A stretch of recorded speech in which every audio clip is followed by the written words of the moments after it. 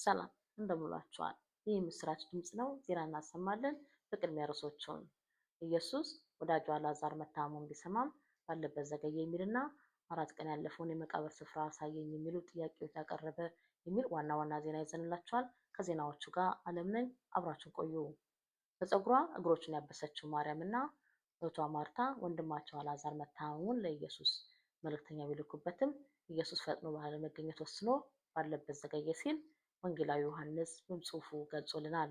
ወንጌላዊ እንዳከለው ኢየሱስ ለደቀ መዛሙርቱ አልዓዛር አልሞተም፣ እንቅልፍን ተኝቷል በማለት የአልዓዛርን ሞት እንቅልፍ ነው፣ ሊቀሰቅሰውም እሄዳለሁ የሚል ሐሳብን ለደቀ መዛሙርቱ መንገር ጉዞ ቀጥሏል ሲል አክሎ ገልጾልናል።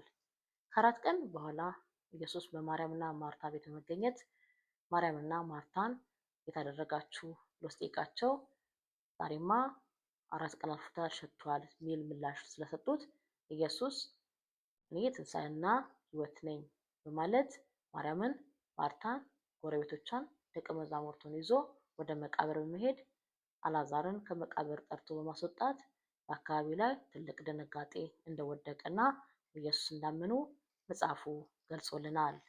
በመጨረሻም የእምነት ቃል ኢየሱስ ማርያምን እንዳላት ብታምኚስ የእግዚአብሔርን ክብር ታያለሽ እንዳለ በዚህ ዘመን ነገሮች እየከበዱ በሄዱበት ሰዓት እግዚአብሔር ማመን ይብዛልን ስንል ለዛሬ ያዘጋጀነው ፕሮግራም በዚህ እንቋጫለን።